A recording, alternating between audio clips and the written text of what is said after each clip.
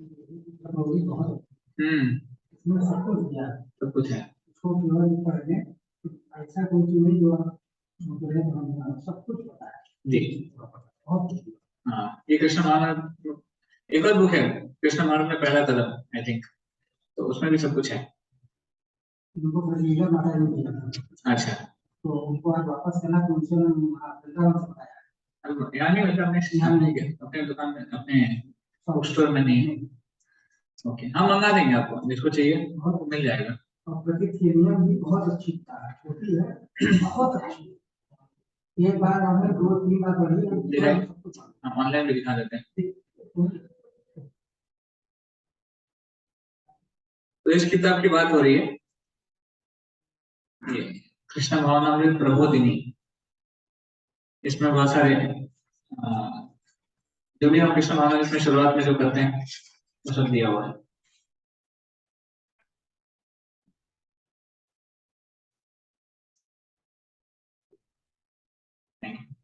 Okay,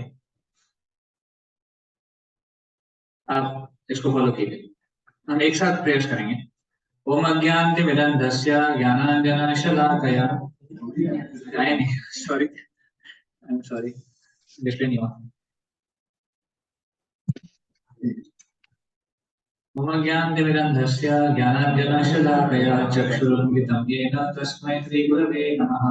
श्रीचैतन्यमनोभीष्टं स्थापितं येन भूतले स्वयं रूपः कदा मह्यं ददाति स्वपदान्तिकम्।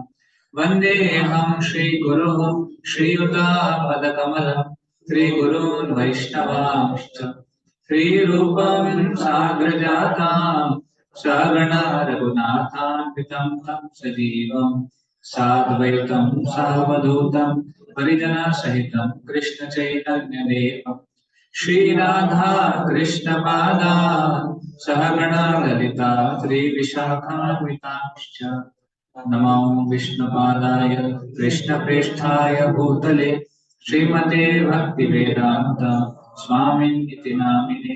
नमस्ते सरस्वते देवे गौरवाणी प्रचारिणे निर्विशेष शून्यवादी पाश्चात्यदेशकारिणे। नमो महावदन्याय कृष्ण प्रेम प्रदायते कृष्णाय कृष्ण चैतन्य नाम्ने गौरविषे नमः। हे कृष्ण करुणा सिंधु दीनबंधो जगत्पते गोपेश गोपिका कांत श्रीराधा कांत नमोस्तुते। तप्त कांचन गौरांगी श्रीराधे वृंदावनेश्वरी वृषभानुसुते देवी प्रणमामि हरिप्रिये।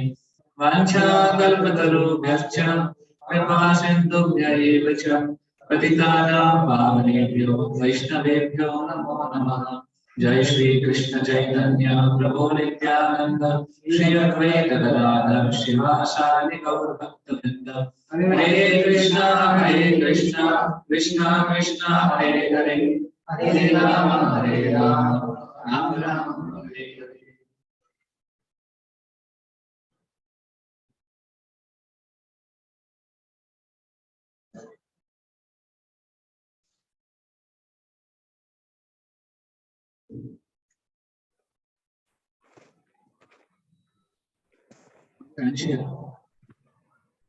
कॉन्शियल कैसे करेंगे?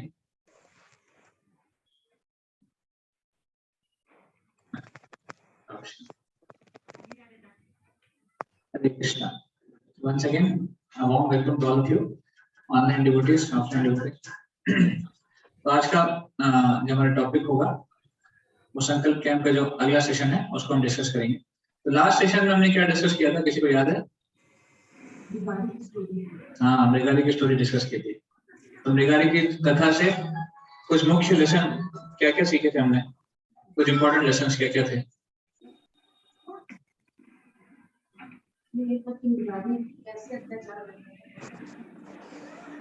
शाम में से कुछ देर हम मुझे पूछो क्या है।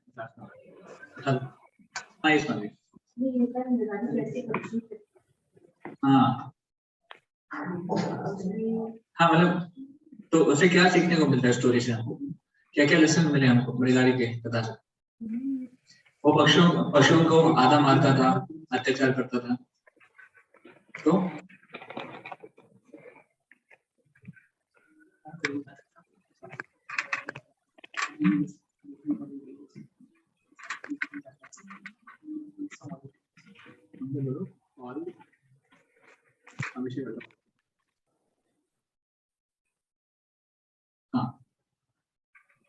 कौन कौन थे मृगारी की क्लास में, मृगारी वाले सेशन में?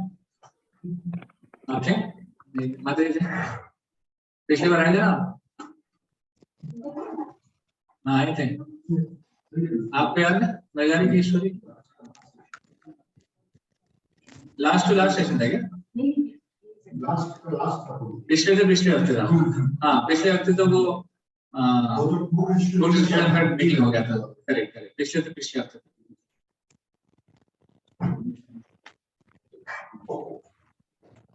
हाँ तो बताइए मृगारी में किसी को याद है मृगारी की स्टोरी में हमने क्या देखा था? भूल गए?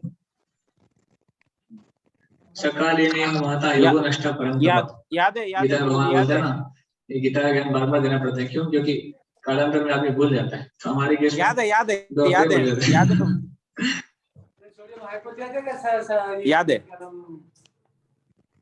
आपको कुछ कह रहे हैं क्या? जी याद है। आवाज नहीं आ रही, एक minute. Not able to hear you. Hello बोलिए। प्रभु जी याद है आपने पूछा था ना मृगाल वाला, याद है? एक बार आया था ना, आवाज नहीं आ रही यहाँ पर टेलीविजन में। उस टाइम लाया था क्या कोई था पढ़ाई को? उस टाइम तो नहीं लाया था, ये बना पड़ा, उसके बाद नहीं लाया। इतने वो लाया नहीं, मुझे तो लिखा अलग तो बोल रहा है।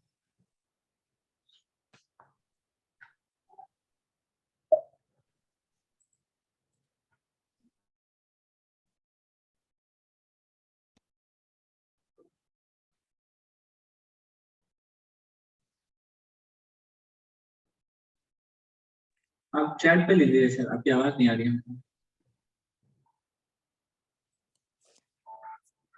ओके, तो मृगारी समराइज कर देते हैं स्टोरी को। तो मृगारी एक हंटर था जो जानवरों को आधा मारता था। और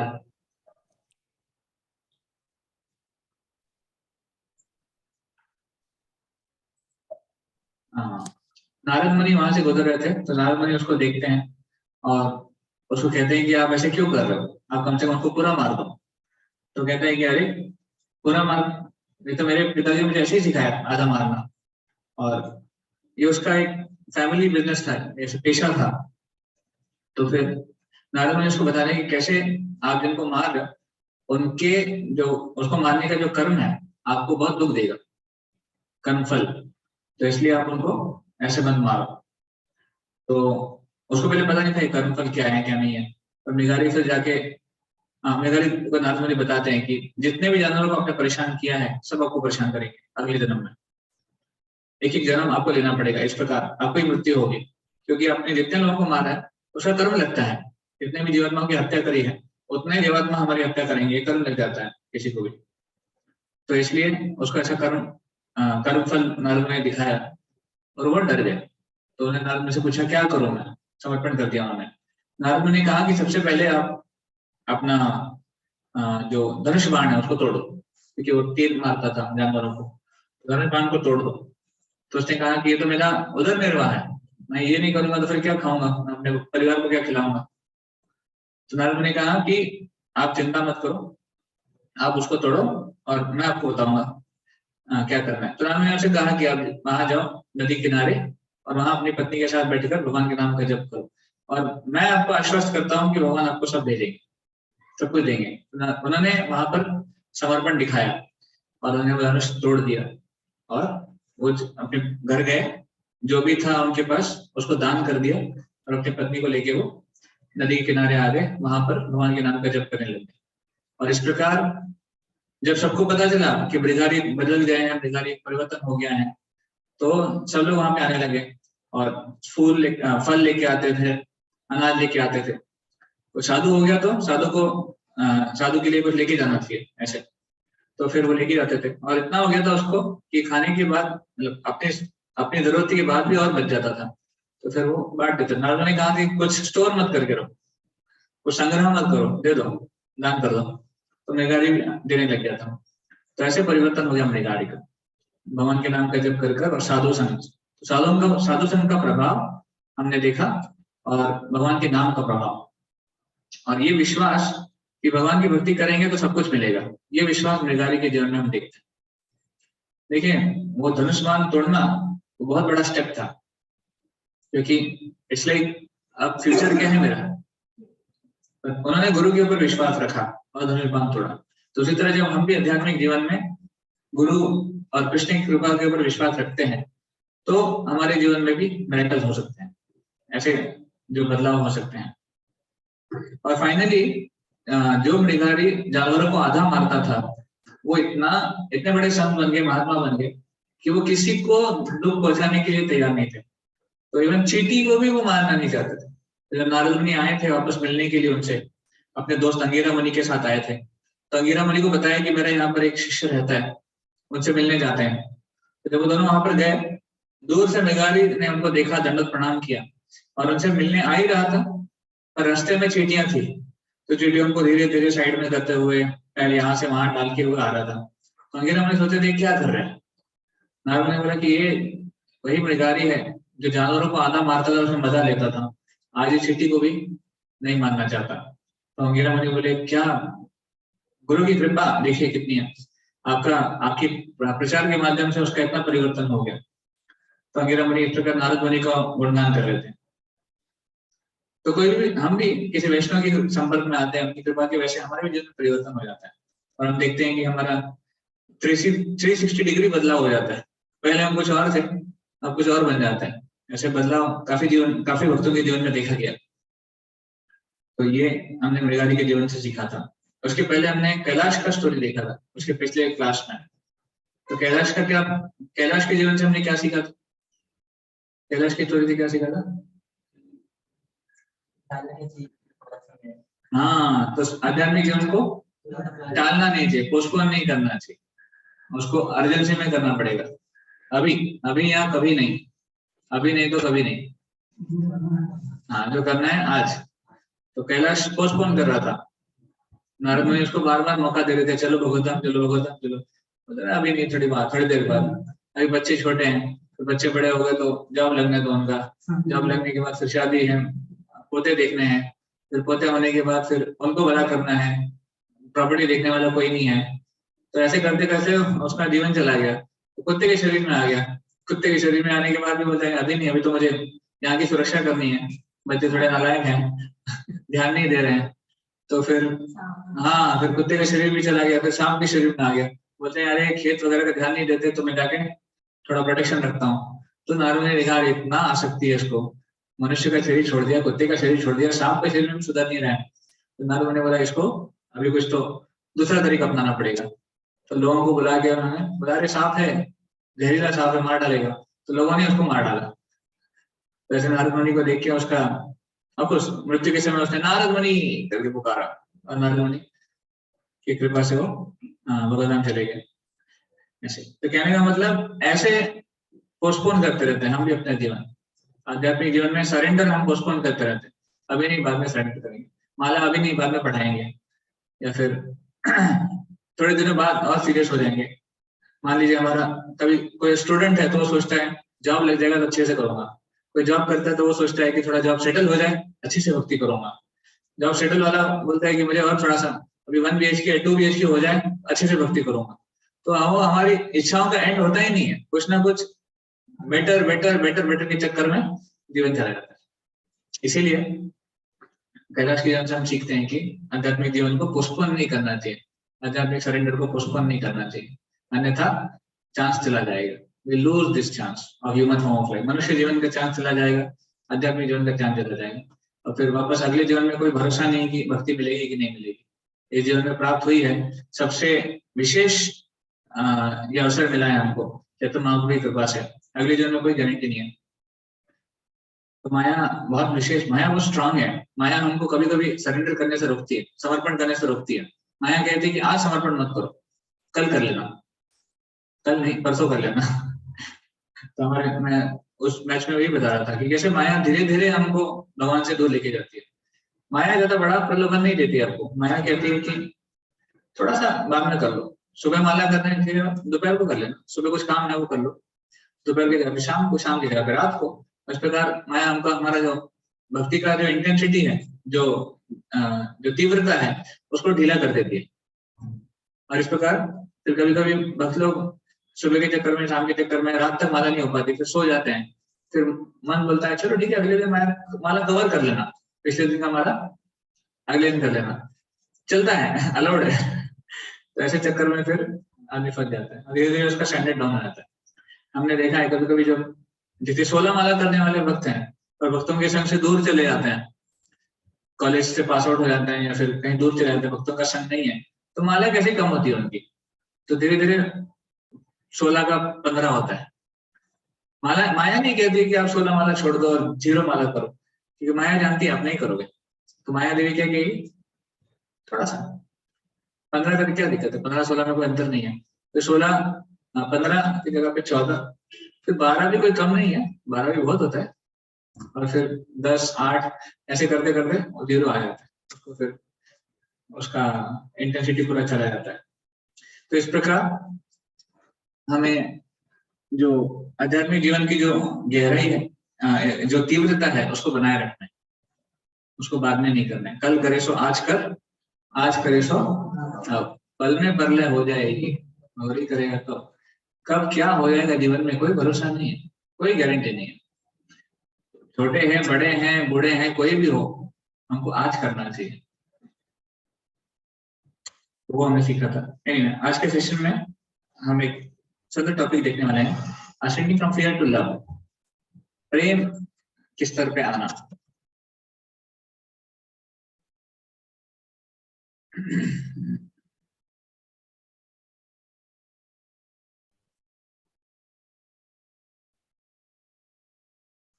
ओके, आई थिंक शेयर करता हूँ।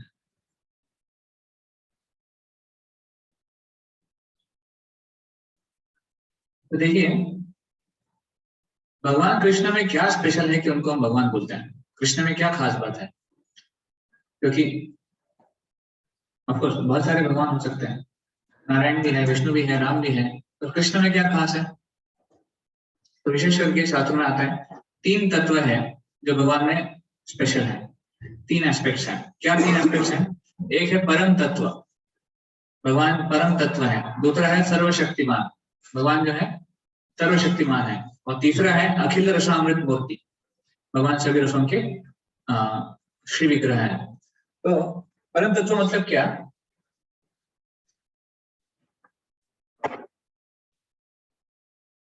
परम तत्व मतलब भगवान श्री कृष्ण ये परम सत्य है, original truth, cause of all causes. तो ब्रह्मा जी भगवान के अपने ब्रह्म संहिता जो उन्होंने लिखी है, उसमें भगवान का वर्णन इस प्रकार से करते हैं पहले श्लोक में, ईश्वरा परमा कृष्ण सच्चिदानंद विग्रह अनादिरादिर गोविंद सर्व कारण कारणम।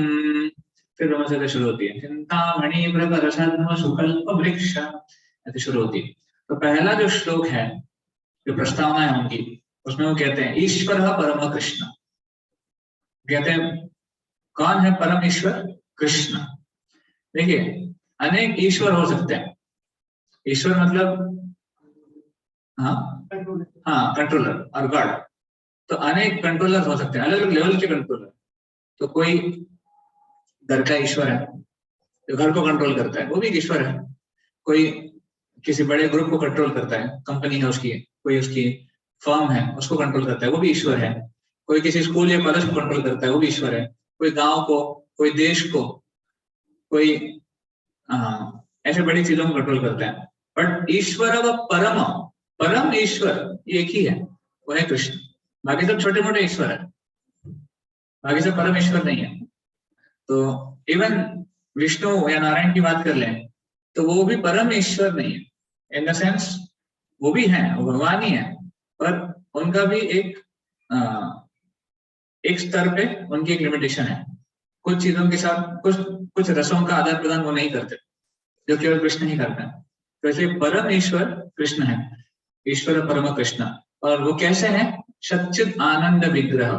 उनका शरीर कैसा है? सच्चिद आनंद। सच्चिद आनंद मतलब, हाँ, सत मतलब शाश्वत, इटर्नल। चिद मतलब हाँ, ज्ञान से परिपूर्ण है। और आनंद मतलब आनंद से परिपूर्ण है। तो ज्ञान, आनंद और शाश्वतता, ये तीनों उनमें है। ऐसा उनका शरीर है, ऐसे उनका रूप है। हमारा शरीर कैसा है? भौतिक शरीर, भौतिक देह कैसा है? नश्वर है, तो असत है। चित नहीं है, अचित है। हमें ज्ञान है पर पूरा ज्ञान नहीं है। और निरानंद है, हमें आनंद की कमी है। तो हम असत, अचित, निरानंद है।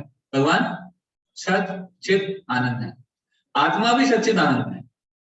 आत्मा का भी स्वभाव है सच्चित आनंद होना। तो ये है भगवान। अनादिर आदिर गोविंद। अनादिर मतलब उनके आदि कोई नहीं है। अन आदि, उनसे पहले कुछ नहीं है। और आदिर, दो बार आदि शब्द इस्तेमाल हुआ है। उनसे पहले कुछ नहीं है और वो सबसे स्रोत है, आदि। गोविंद, कौन है? गोविंद। अनादिर आदिर गोविंद, सर्व कारण कारणम, सभी कारणों के कारण है। जो भी कुछ होता है वो अल्टीमेटली अगर देखा जाए तो उनके कारण होता है। अलग अलग कारण हो सकते हैं। एक होता है इंग्लिश में बोलते हैं उसको इमीडिएट कॉज, जो तुरंत वाला कारण है। मान लीजिए किसी ने थप्पड़ मारी, तो मेरे दुख का कारण कौन है? जिसने थप्पड़ मारी। और उसके पीछे होता है रिमोट कॉज। थप्पड़ क्यों मारी उसने? क्योंकि मैंने कुछ गड़बड़ करी, तो वो उसका कारण है। थप्पड़ पड़ने का कारण क्या था? मैंने कुछ गड़बड़ करी, तो वो रिमोट कॉज है, थोड़ा दूर का कारण है। अल्टीमेट कॉज मतलब ये मूल कारण है। मूल कारण क्या है? मेरा कर्म था। मूल कारण मेरा कर्म था, इसलिए मुझे थप्पड़ पड़नी थी। ऐसे तो सर्व कारण कारण, सभी कारणों के कारण भगवान। मतलब आप जीवन में कुछ भी है, आप उसका कारण पता करने का प्रयास कीजिए। पीछे जाइए, पीछे जाइए, पीछे जाइए, पीछे जाइए। मूल कारण कौन है? भगवान, भगवान की इच्छा, इसलिए सब हो रहा है। सर्व कारण कारण। तो इसे ब्रह्मा जी उनका गुणगान करते हैं कि वो परम तत्व है, वो परम ईश्वर है। इसीलिए भगवान कृष्ण को भगवान कहा गया है। और मधुसूदन सरस्वती, ये एक आचार्य हैं, ये कहते हैं कि कृष्णात् परम अपि तत्व अहम न जाने। कृष्ण से बड़ा कोई तत्व नहीं है, मैं नहीं जानता। तो इस प्रकार भगवान कृष्ण का, विशेष करके कृष्ण को परम तत्व बताया गया है। सर्वशक्तिमान, भगवान सर्वशक्तिमान है। देखिए भगवान की सेवा में बहुत सारी शक्तियां हमेशा तैयार होती है भगवान की सेवा करने के लिए। भगवान की अनगिनत शक्तियां हैं। विशेष करके 3 शक्तियां प्रमुख है: इच्छा शक्ति, ज्ञान शक्ति और क्रिया शक्ति। इच्छा शक्ति, भगवान इच्छा के अनुसार काम करते हैं। क्रिया शक्ति, भगवान जो चाहे वो कर सकते हैं। और ज्ञान शक्ति, भगवान सब कुछ जानते हैं। प्रत्येक जीवात्मा के बारे में सब कुछ भगवान जानते हैं। ये ज्ञान शक्ति है। तो ऐसे सर्वशक्तिमान। तो यहाँ पर एक ट्रेन का उदाहरण दिया गया है। जैसे ट्रेन को इंजन बोगियों को खींचता है, और पहली बोगी दूसरे बोगी को खींचती है, दूसरी बोगी तीसरे बोगी को खींचती है। इस प्रकार वो खींचना होता है। बट एक्चुअली में मेन में कौन है? वो इंजन, जो ड्राइवर चला रहा है, वो सबको खींच रहा है। तो उसी तरह भगवान, ये सब पहले कारण है। भगवान चीजों को शुरू करते हैं और फिर वो चलती है। जैसे ये दुनिया की सृष्टि होती है और उसका विनाश होता है। तो भगवान ने भौतिक दुनिया बनाई। भगवान महाविष्णु जो है, उनके रोम से जो है इसकी उत्पत्ति होती है। और फिर ब्रह्मा जी का जन्म होता है, फिर ब्रह्मा जी पूरी सृष्टि करते हैं, और फिर ब्रह्मा जी के जीवन के अंत में सब कुछ नष्ट हो जाता है, वापस महाविष्णु के शरीर में आ जाता है। तो ऐसे भगवान एक सिस्टम बना देते हैं, और फिर भगवान जो सिस्टम काम करता है वैसे काम करते हैं। तो शुरू करने वाले भगवान ही है, जो पहला बटन दबाने वाले भगवान है। कोई अगर पूछे सूर्य कैसे काम करता है, सूरज की रोशनी कैसे आती है, तो लोग कहते हैं, साइंस कहता है कि वहां पर फ्यूजन हो रहा है, न्यूक्लियर फ्यूजन हो रहा है। तो फ्यूजन के माध्यम से वो एक साइक्लिक रिएक्शन बन जाता है, चेन रिएक्शन, कि बार बार वो एनर्जी, ऊर्जा बनती रहती है। राइट, दैट्स व्हाट दे से इन साइंस। पर वो फ्यूजन हुआ कैसे, उसको शुरू किसने किया, और वो प्रक्रिया किसने बनाई? वो भगवान है, दैट इज गॉड। ऑटोमेटिक कुछ चीज है, पर ऑटोमेटिक चीज को ऑटोमेटिक किसने बनाया? हाँ, वो भगवान है। ऐसा, तो इसलिए वो सर्वशक्तिमान है। और तीसरा है अखिल रसामृत मूर्ति। तो भगवान कृष्ण जो है सभी रसों के आधार है और सभी रसों का आदान प्रदान कर सकते हैं। देखिए भगवान की लीलाओं में आप देखेंगे, गाय से लेकर ग्वाल बाल यहाँ तक कि अपने माता पिता और गोपियां, सभी स्तर के लोग संतुष्ट हैं। तो 5 मुख्य रस होते हैं जिसमें भक्त आदान प्रदान करते हैं भगवान के साथ। शांत्य रस, दास्य रस, साख्य रस, वात्सल्य रस और माधुर्य रस। तो गौ माता जो थी वृंदावन में, गाय है, वृक्ष है, ये सब शांत रस में है। शांत रस मतलब वो भगवान को देखकर ही संतुष्ट रहता है, भगवान का दर्शन करके, भगवान को अपना दूध पिला के गौ माता, और भगवान के सानिध्य में रह के संतुष्ट है। जैसे भगवान बांसुरी बजा रहे हैं, गौ माता संतुष्ट है, तो इसको कहते हैं शांत रस। और दास्य रस, उसमें व्यक्ति भगवान की सेवा करता है, सेवा करके उसको संतुष्टि मिलती है, आनंद मिलता है। हनुमान जी दास के भाव में है, जो चाहे भगवान को वो करने के लिए तैयार है, दास्य रस। फिर साख्य रस, जो भगवान की ग्वाल बाल मित्र हैं, वो साख्य रस में है, भगवान के साथ फ्रेंडशिप रखते हैं, भगवान को उस स्तर पे आनंद देते हैं। तो कृष्ण भी उस स्तर पे उनके साथ डील करते हैं। कभी कभी खेल में हार भी जाते हैं और ग्वाल बाल जीत जाते हैं। एक वर्णन आता है कि जब कंस का वध हुआ, तो कंस का वध होने के बाद जो के ग्वाल बाल मित्र हैं वहां पर आते हैं, उसी एरिया में, वही जो एरिया बनाया था कंस ने मल्ल युद्ध करने के लिए। तो कंस वहां पड़ा है, उसकी डेड बॉडी पड़ी है, तो वहां पे बाकी ग्वाल बाल लोग आते हैं और बोलते हैं यार तुम हमारे कृष्ण नहीं हो। तो मतलब क्या मतलब हो? बोले हमारे कृष्ण इतना शक्तिशाली है ही नहीं। तो नहीं, मैं तुम्हारा ही कृष्ण हूँ, लगे तो आत्मा के देख लो। तो बोलता है ठीक है, हम मल्ल युद्ध करेंगे, हम थोड़ा कुश्ती करेंगे। तो श्रीदामा और कृष्ण उसमें कुश्ती लगती है, और श्रीदामा जो है कुश्ती में भगवान को हरा देते हैं। और फिर श्रीदामा बोलते हैं हाँ तो हमारे ही कृष्ण हो, कि कृष्ण श्रीदामा से हार जाते हैं कई बार इस प्रकार। तो ऐसे वो अपने ग्वाल वालों के साथ आदान प्रदान करते हैं। अब उन्हें कंस को मारा है अभी, श्रीदामा को क्या बड़ी बात है, पर श्रीदामा से हार जाते हैं। तो ऐसे साख्य रस। वात्सल्य रस, उसमें जो गोपियां हैं या फिर जो बड़े गोप हैं, वो वात्सल्य रस में है, भगवान को एक संतान की तरह प्रेम करते हैं, भगवान की जरूरतें पूरी करना, भगवान को कुछ हो ना जाए इसलिए उनको चिंता लगी रहती, भगवान के पैर में कंकड़ ना लग जाए, भगवान को सही समय पे उनको प्यास, उनको भोजन देना वगैरह वगैरह। तो ये चिंता होती है वात्सल्य रस के भक्तों को, माता पिता के रूप में। और माधुर्य रस, भगवान को एक प्रेमी के रूप में प्रेम करना। जो वृंदावन की गोपियां हैं, द्वारका की जो रानियां हैं, वो माधुर्य रस में थे। तो इस प्रकार सभी रसों का आदान प्रदान कृष्ण करते हैं। आप देखिए बाकी जो भगवान के अवतार या विस्तार है, राम, नरसिम्हा, वराह, नारायण, विष्णु, ये सभी रसों के साथ आदान प्रदान नहीं करते। हम नहीं देखते कि किसी ने विष्णु के साथ कुश्ती करी और विष्णु को हरा दिया, या फिर नरसिम्हा के साथ नरसिम्हा को किसी ने माता की तरह प्रेम किया, ऐसा नहीं देखते। तो वो उस रस में नहीं करते आदान प्रदान। तो इसलिए कृष्ण ये एक ही है जो सभी रसों के स्रोत हैं और सभी रसों में आदान प्रदान करते हैं। अखिल रसामृत मूर्ति। यहाँ पे वर्णन आता है कि जब साउथ इंडिया में हम जाते हैं, हम गए थे रामेश्वरम में, आपने देखा होगा मंदिरों में कलाकृतियां होती हैं वहां पर, आर्टिस्टिक, बहुत ही अच्छे।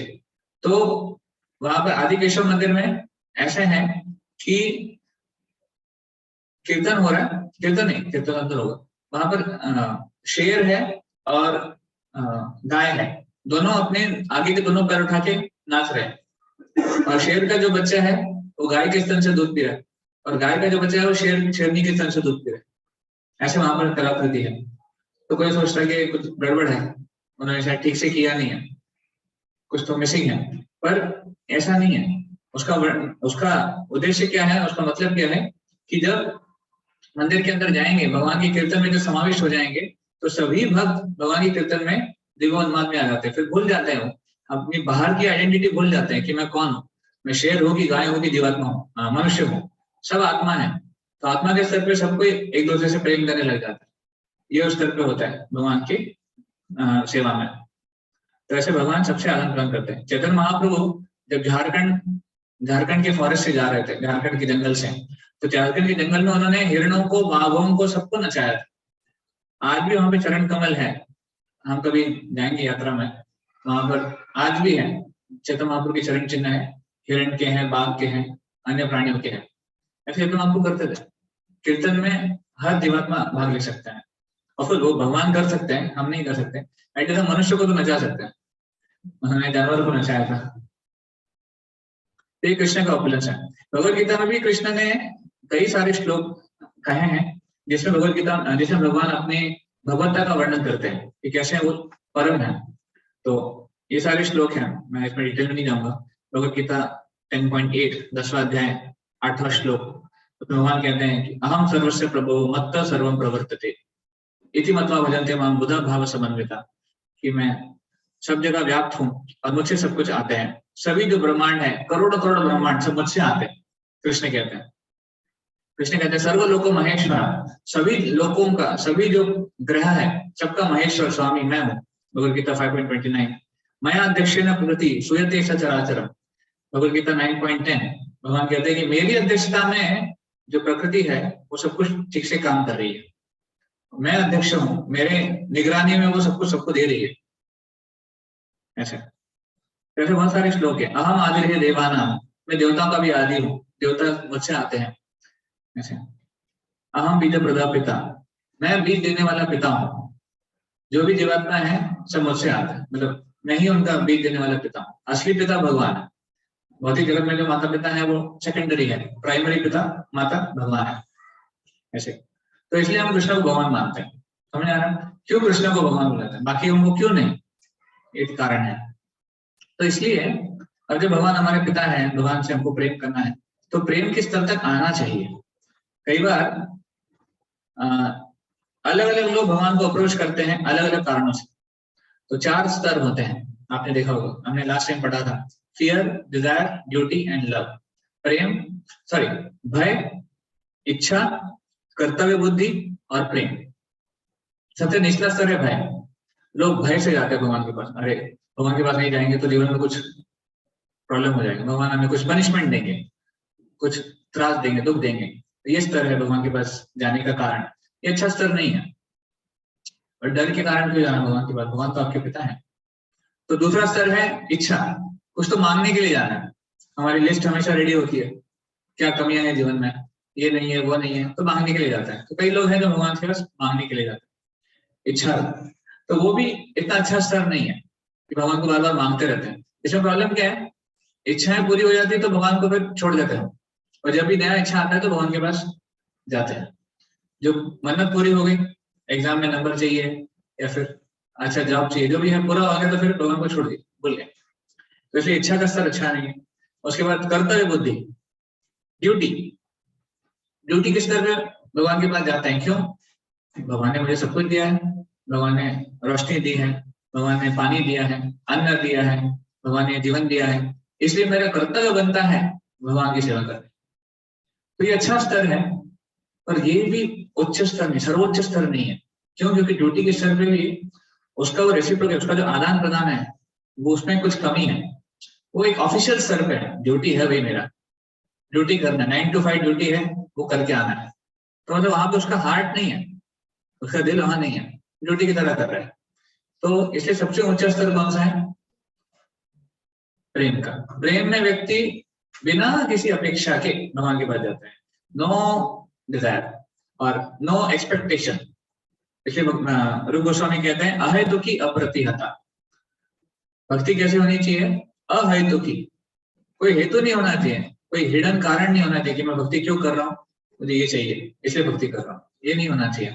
और अप्रतिहता, अप्रतिहता मतलब रुकावट नहीं होनी चाहिए, ब्रेक नहीं होना चाहिए उसको। तो ये है प्रेम का स्तर। प्रेम के स्तर पे व्यक्ति ना कुछ सोचता नहीं कि मुझे क्या मिलेगा, वो प्रेम करता है। इस भौतिक जगत में सबसे ऊंचा प्रेम का स्तर माना जाता है एक माँ का अपने बच्चे के प्रति प्रेम।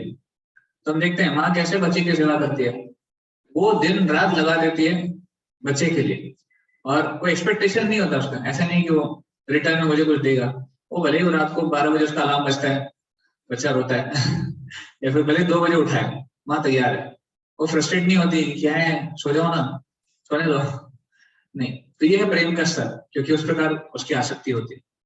तो इसलिए हमको भगवान की सेवा करने के लिए प्रेम के स्तर पे आने का प्रयास करना चाहिए, बिना किसी अपेक्षा के। इनफैक्ट भगवान से हम जितना प्रेम करेंगे, हमारी सारी जो जरूरतें हैं वो पूरी हो जाएगी अपने आप। हमें कुछ मांगने की जरूरत ही नहीं पड़ेगी, कि भगवान सब कुछ देते हैं। हमें उल्टा मांगेंगे तो कम मिलेगा, नहीं मांगेंगे तो और मिलेगा। आपको एक स्टोरी बताया था एक बच्चे का, चॉकलेट वाला।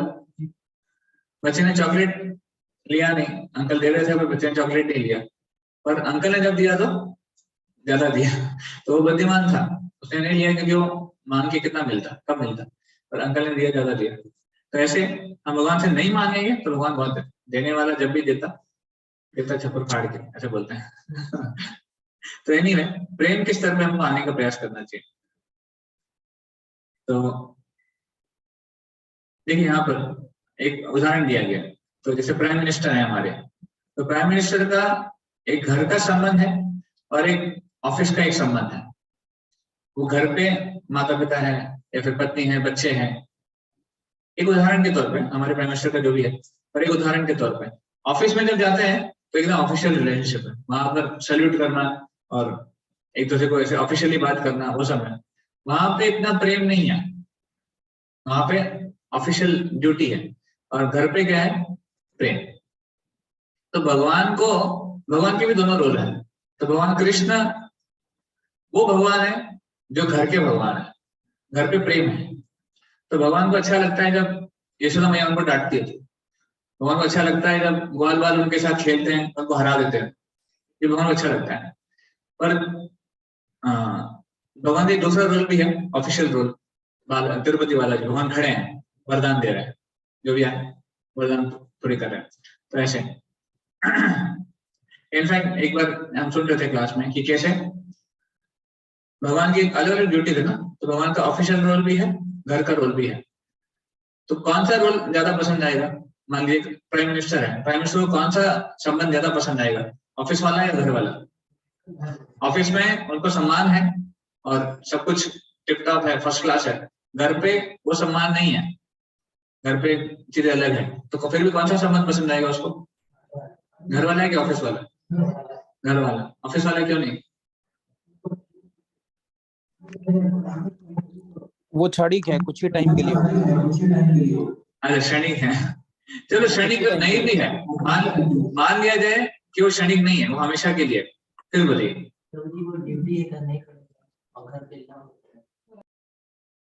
ओके, वो ड्यूटी है, करना पड़ेगा। उसको कोई ड्यूटी नहीं करनी है, वो तो खाली आ रहा है, जा रहा है और वहां पर रह रहा है। उसको कोई ड्यूटी नहीं करनी है, तो उसके ऊपर कोई बोझा नहीं है। फिर बताइए।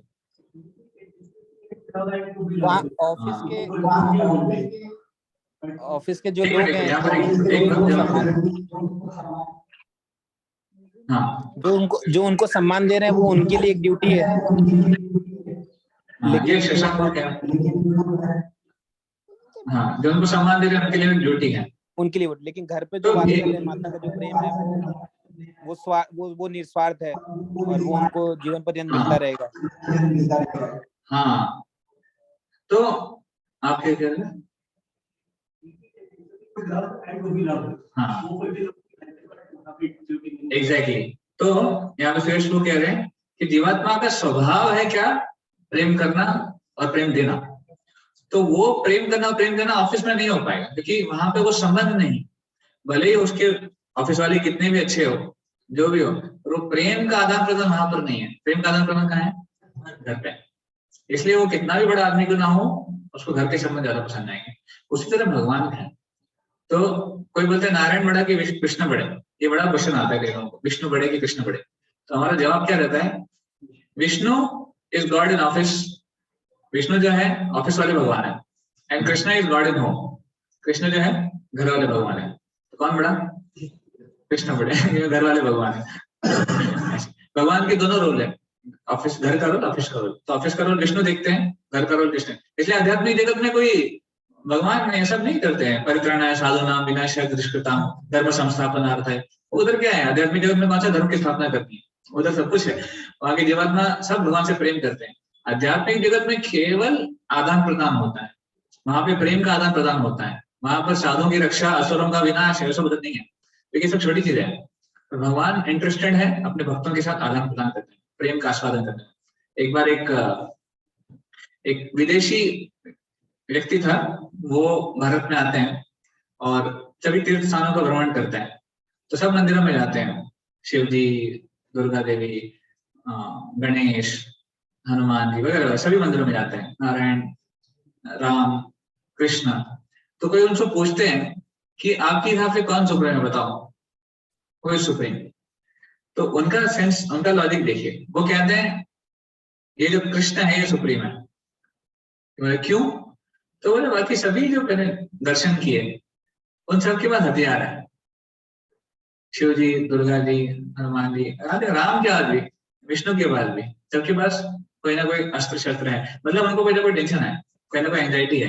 ये जो लड़का है ये बांसुरी बजा रहा है, गर्लफ्रेंड के साथ खड़ा है इसको कोई टेंशन नहीं है।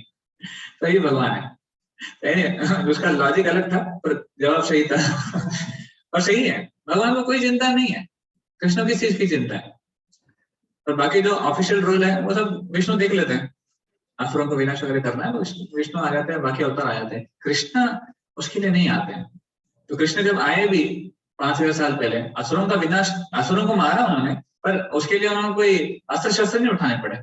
आप नहीं सुनते भगवान ने तलवार लेके किसी असुर का वध किया बचपन में, नहीं। कंस को भी उन्होंने अपनी मुष्टि से मारा, कंस तक को मारने के लिए उन्होंने हथियार नहीं उठाया। वर्ण आता है भागवत में, कंस को उतारा नीचे, वहां पर एरिना में लेके गए, उसको 2 मुष्टि मारी, मर गया। ऐसे लगता है ये तो चीप है एकदम कंस इतना बड़ा असुर था, उसको ऐसे ही मार दिया भगवान ने। तो ऐसे है भगवान कि वो घर का संबंध पसंद करते हैं, प्रेम का संबंध। इसलिए भगवान से सेवा करते हैं तो कौन सा स्तर पे आना चाहिए? प्रेम के साथ आना चाहिए, ऑफिशियल स्तर पे नहीं।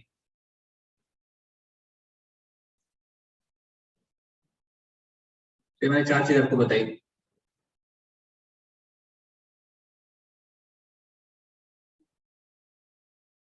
तो कृष्ण और सुदामा, इनके जीवन से बहुत सुंदर घटना है। आपने जाना, आपने सुना होगा।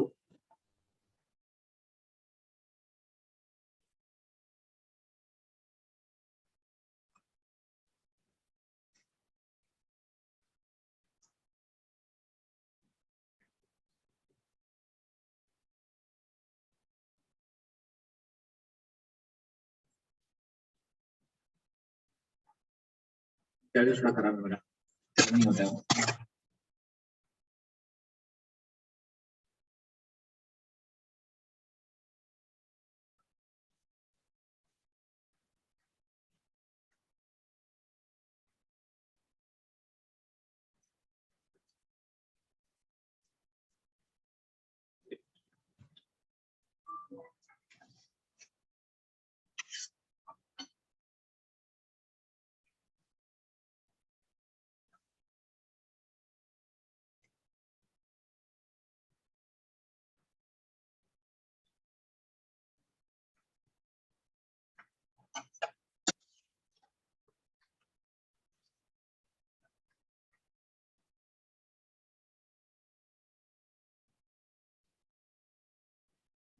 नहीं हो रहा है। सो मैं स्टोरी आपको बता देता हूँ। तो कृष्ण और सुदामा, इनकी मित्रता के बारे में बहुत सुंदर कथानक बताती है कि कैसे वो इतने अच्छे दोस्त थे, और बाद में जब सुदामा आते हैं उनसे मिलने के लिए, तो कितना सुंदर आदान प्रदान होता है दोनों के बीच में, उसके बारे में वो कथा आती है। तो सुदामा, ऑनलाइन करना पड़ेगा, जूम सेशन चल रहा है ना।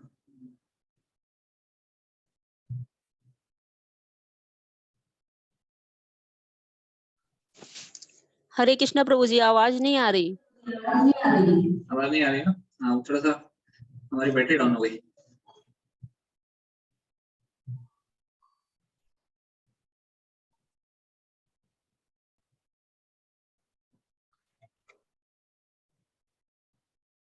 हम मीटिंग वापस शुरू करते हैं, एक बार डिस्कनेक्ट करके, फिर हम एग्जिट हो जाते हैं। ठीक है प्रभु जी।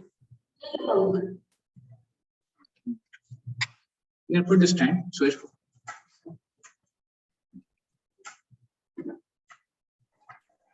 Connect through this my phone, ताकि फिर वो लैपटॉप पर तो या तो भी चलेगा।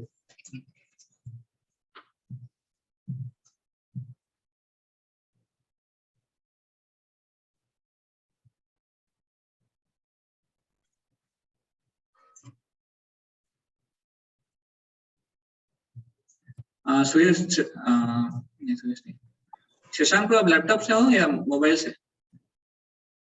प्रभु जी सेलफोन से ही कोई है लैपटॉप से कनेक्टेड? यहाँ पर कोई डिवोटी लैपटॉप से कनेक्टेड है? श्याम ब्रो, आप लैपटॉप से कनेक्टेड है फोन से? लैपटॉप मैं आपको फिर कोविड बना रहा हूँ, because I am exit from here. मेरे लैपटॉप का बैटरी डाउन हो गया, चार्जिंग काम नहीं कर रहा है। ठीक है प्रभु जी। तो अगर रिकॉर्डिंग बंद होती है तो आप स्टार्ट कर देना उसको, ठीक है?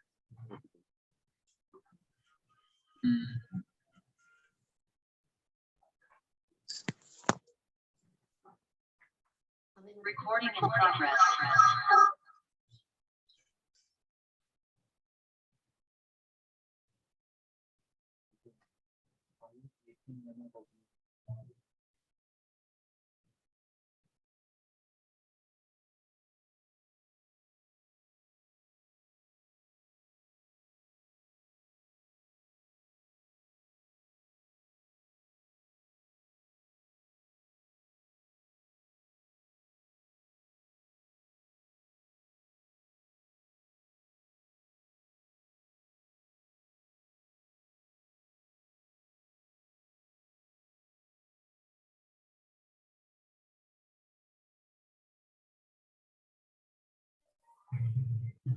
Thank you. Hare Krishna. Audible? आवाज आ रही है ऑनलाइन? यस प्रभु जी।